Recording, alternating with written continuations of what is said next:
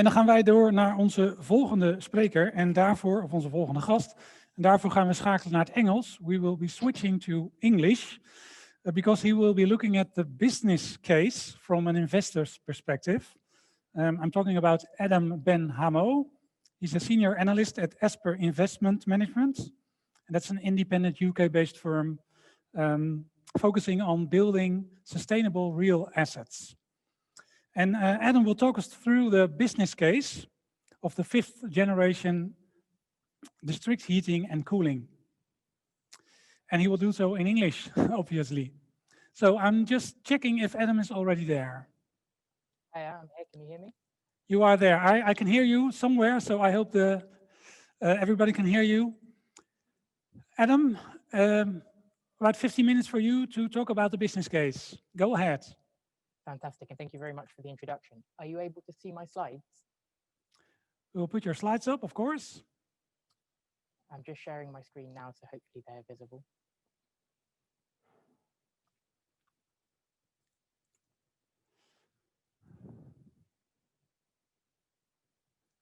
I see some slides.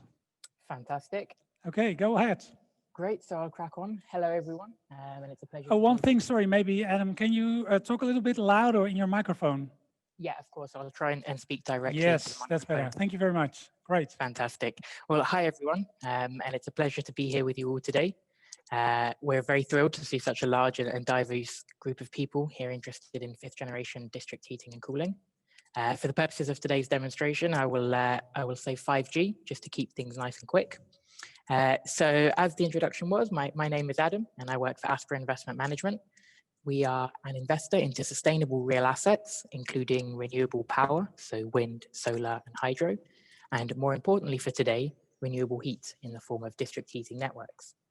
So we currently manage about 1.3 billion euros worth of capital, and some of that to date has been invested into district heating already, some in Sweden and a portion more recently in the Netherlands.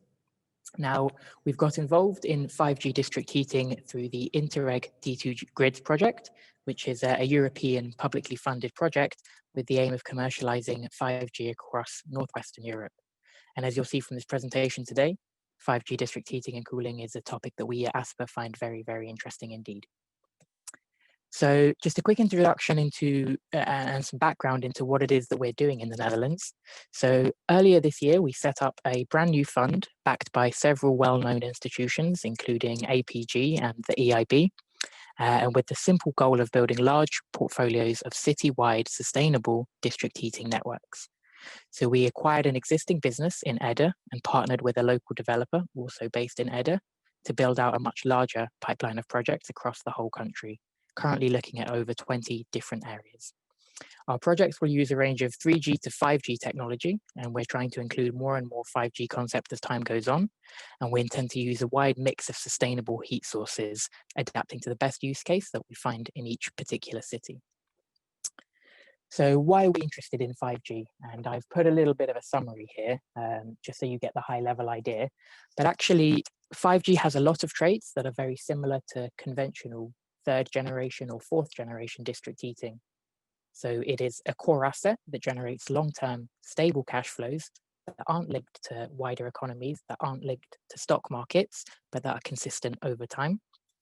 Not all conventional networks are sustainable, but many of them can be. And so that trait is also shared perhaps with conventional networks. However, the true 5G concept only has one option. It has to be green. Now, unlike conventional district heating, 5G offers new opportunities both to manage risk and to grow projects into larger, more profitable projects over time. And we've called these de-risked and future-proof. And over the course of this presentation, I'll explain in a little bit more detail exactly what I mean by those two terms. But before we go on to that, I want to talk a little bit about customer value. So customer value, as you can imagine, is critical to the business case of any new technology. If it is cheaper to provide heat to the customer using a new option, then that option is likely to succeed. If it is much more expensive, it is very difficult to see the large-scale rollout of new technologies. So the chart I'm showing you here is perhaps the most important chart in my presentation today. And what you can see is the levelized cost of 4 different technologies for supplying sustainable heat to housing. So what we already know is that district heating is the cheapest option of all. ground source heat pumps and air source heat pumps, while they can be very suitable for very remote locations, are generally more expensive than centralized systems and district heating networks. Now, the other thing we see here is that 5G district heating is not quite as competitive as 3G is today.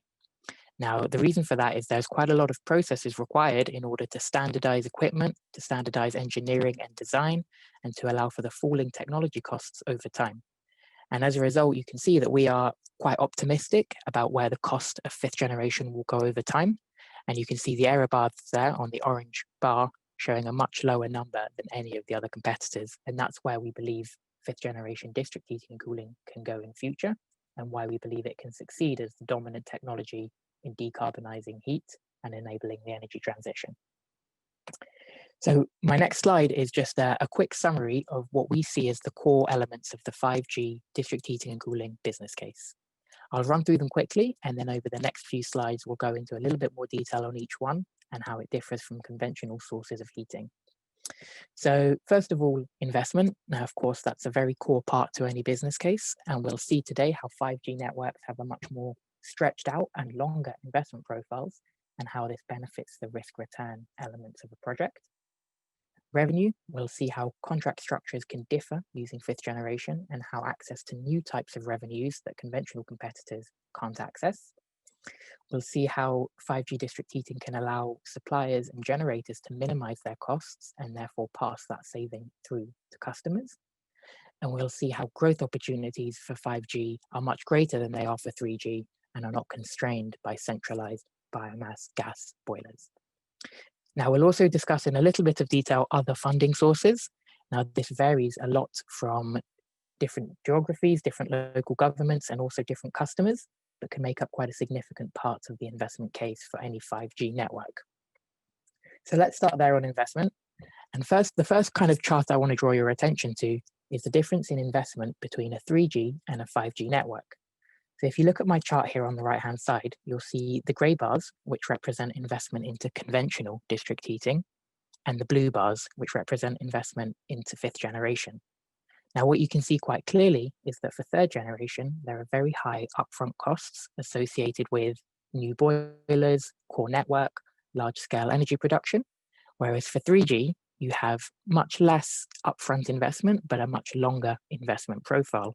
Now, that is because instead of buying a big expensive boiler to put centrally in the city and distribute heat from there, your investments are actually into heat pumps located at customer locations and only made once that customer is connected. And that means that you have much greater visibility over when you make investments. Now, there are two outputs from this. You can see that the dotted lines show the build-up in total customers. And what's quite noticeable is that on the gray line for 3G, you have to have a much, much higher number of customers connected on day one. Now, that's because you've put a very large investment into the ground on day one, and you need to be sure that you're going to get a certain level of revenues to make your money back. With 5G, you're making much smaller investments on day one, and therefore you can begin to start your network with fewer customers and already having an operational and profitable site from the first year of operations. Now, the other point here is not just that it allows projects to be delivered more quickly, but also that it allows for projects to develop whilst the investor has good visibility on getting their money back. And that's crucial because by allowing investment to only occur when there is high visibility on revenues, you massively de-risk the level of risk in the project, and it becomes much more appetizing and attractive to investors. Adam, Yep. Marcel, let me briefly interrupt you because the slides you are showing, or that we are showing, are not completely visible. The bottom part and the right part is not visible for the viewers at home, which is not a problem, but it's maybe good for you to know. We'll send, of course, the sheets to everybody. But yeah, well, this this helps. Yeah. Is that a little bit better? Yeah, it certainly is. Yeah. Yeah. Great. Thanks. Great. So I'll Thanks, continue Adam. on that basis, no problem. So I'll flick on to my next slide now. And this is to do with the revenues and the costs. Now, we'll start off on revenue and talk a little bit about how 5G makes its revenues differently to 3G. Now, there is a core income model that is similar to conventional networks and that is similar to gas heating in the house that everyone will be familiar with. And that is a fixed annual fee followed by a variable usage cost. So you pay a small amount upfront and then you pay variable costs every month depending on how much energy you use. Now, actually, 5G offers some somewhat different opportunities here. And the difference arises because when you are selling heat using a 5G network, you are also creating some cooling supply. And so as your customers have a larger and larger demand for heating, you have a greater and greater supply of cooling. And the same works in reverse. Now, that means that if you have your network correctly balanced, you can afford for any one of your customers to have a much higher heat demand in the knowledge that they will also be generating more cooling supply that you can then sell and make up any lost revenue. What that enables a 5G district heating operator or supplier to do is to actually charge customers on a fixed annual basis only, depending on the size of their connection, but not the actual usage. Now, what that allows for is a much more stable visibility over what your revenues will look like over the next 1, 2, 5, or 10 years. And again, that gives investors a lot more confidence to put money in upfront, knowing that their revenues are stable and secured in the long term. Now, another source of revenue, my point C here, is around flexibility services. And this arises from the fact that fifth generation networks incorporate a large element of storage into their design. Now, by incorporating storage, that gives operators the choice as to when exactly they want to pull heating into the system by operating heat pumps, and therefore the choice to reduce that amount in times where there is great load on the electric system. Now, in many countries, including the Netherlands, Ireland, and the UK, there are systems in place where the grid operator, that is the electrical grid operator, will pay people to either add or remove load at specific times in order to allow them to balance the grid system. And through these types of flexibility contracts, 5G heat pumps can therefore run selectively and only at times when they are kind of providing a service to the network operator and getting paid a revenue for that. Now, similarly, there are many benefits on the cost side of things. So the first is quite obvious, that 5G is a low temperature, low energy based system. And what that means is that you can leverage much cheaper sources of heat that are typically at a much lower temperature. So rather than having to burn gas or biomass to get your 90 to 100 degrees centigrade water, you can instead use waste heat from data centers, from CHP plants, from manufacturing that is available for free or sometimes very cheaply, allowing you to actually reduce the cost of your primary energy demand. Now, secondly, when you do have a primary energy demand, a large portion of that is actually derived by the use of heat pumps, which in turn are dependent on electricity markets. Now, electricity markets are more mature, more stable, and more liquid than commodities such as gas or biomass. And again, that allows investors to keep the costs low, but maintain a very high visibility of what future costs are going to be, which allows them to build more and more confidence in the investment case. Now, finally, I mentioned on the revenue side how flexibility and storage can be used to access new revenue streams. Simultaneously, it can also be used to ensure that energy is only pulled from the electricity system at a time when it is cheapest.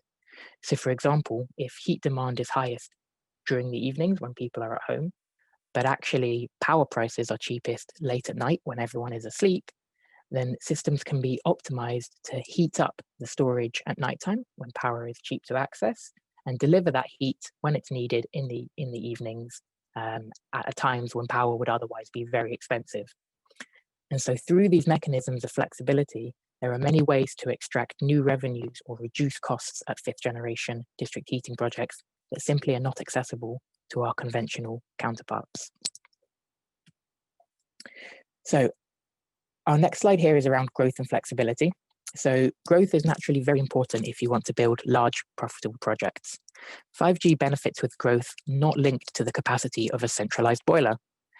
So typically in a conventional network, you can only add so many customers before you need to build a big new boiler to heat up the water and so that you can add more customers to your network. With 5G, that is no longer the case. You can continue to add customers, adding local heat pumps as you connect them and make the network larger and larger and larger. all the while making sure that you maintain a level of balance between heating and cooling of the network overall. And that's quite a key point. It is very important that 5G networks are built in an area where there is a high heat demand, but also a sufficient cooling demand to balance that network. Otherwise, your aims of kind of recycling waste cooling and waste heat when the opposites are generated is very low. Now, the final point is that networks can combine to each other or connect to conventional systems. So what this actually means is that two fifth-generation district heating networks that are operating in different neighboring cities can eventually connect up, meaning a greater balance of your cooling and your heating, a wider stretch over the load, and better averaging over your different customers. And again, that means you increase efficiencies and allow for costs to be reduced. Adam? Yes? I've got some questions for you, so I would like to address them, but how far are you in your presentation? So what I will do is I will skip through a couple of the quicker bits now so that we stay on track. And then should we keep questions at the end? Yeah. Perfect. So let me skip past other funding and we'll come back to that at the end. And similarly, financing projects is now my penultimate slide. And so I think the key here that I'm trying to get across to everyone is that there are many options that exist when you're trying to finance new projects. Now, people are quite familiar with debt and equity, but there are other sources of funding that projects can leverage to get themselves off the ground. And there are two sources that I wanted to pick out here. So the first one is grants and subsidies, and actually that's probably better covered by other speakers today, and so I won't take up your time by talking too much about that. But the next is customer contributions, and this is critical both to conventional networks, but also to 5G networks. Now, often, and particularly with larger customers, you will find that they are contemplating a connection to a 5G network as a replacement to an existing heat supply solution, usually an on-site gas boiler. Now, that means that they understand that there is an investment required, and their choices are between investing in a replacement gas boiler or investing in a sustainable connection to a 5G network. What that means is that actually customers are able to invest alongside the project owners by providing an upfront capital contribution that often actually makes up quite a significant part of the investment case and can be really critical to getting projects off the ground. And this can be more so the case when projects can demonstrate a sustainability benefit, and that allows clients to make the stronger case as for why their connection should be to this 5G network and not a replacement of the existing gas solution. Now, without going too much detail into debt and equity, people will be quite familiar that these are two sources of capital that projects can use and require in order to get built. Now, I think that the easiest thing that I can cover today is just to discuss what the criteria for each are. So typically, debt is based on high visibility cash flows. So in order to get a bank to provide debt to a project, what you need from your project is very long-term contracted cash flows that the bank can look at and take great comfort that they will be able to get their money back. And so whilst debt is a great place to access cheap capital, it requires you to be able to prove that the long-term benefits of your project will continue to stay and you'll be able to pay off that debt in the long term. Now, equity, on the other hand, is a little bit more expensive form of capital, but is able to take a lot more risk. So Asper is an equity investor, and that's what we typically would look at. And the way we think about equity investments is that you take on a lot more risk that projects won't grow to scale. But if projects do grow and they actually find that the cash flows are exceeding forecasts, then your potential to earn a return on those projects is much greater. And so good projects make a high return for equity, bad projects make a lower return, but debt gets a consistent return across projects. And that general framework is quite a useful way to understand actually, is my project capable of having debt on it, or do I need to fund it purely with equity, subsidies, grants, and customer contributions? Now, I realize I flicked through that one a little bit quickly. And so if there are any questions, I think we can follow up on the end. And there was just one last slide I wanted to talk about, which is how we as Asper can help. So just to be very clear, we are always open to new ideas, new projects, to meeting new people and to having interesting discussions. So please do reach out to us. We are currently, as part of the D2 Grids partnership, developing a financial model which helps to actually understand the risk return characteristics of 5G projects. And we'd always be happy to have a quick introductory session as to how that model works and how people can use it. And then finally, I would always turn people towards the D2 Grids partnership, which is a very wide and very capable partnership of people who are developing a huge range of resources on technology, on financing, and on project delivery, all of which will be publicly available. And so I would urge you to look D2 Grids up and look at the resources that we have available there. Okay, thank you, Adam.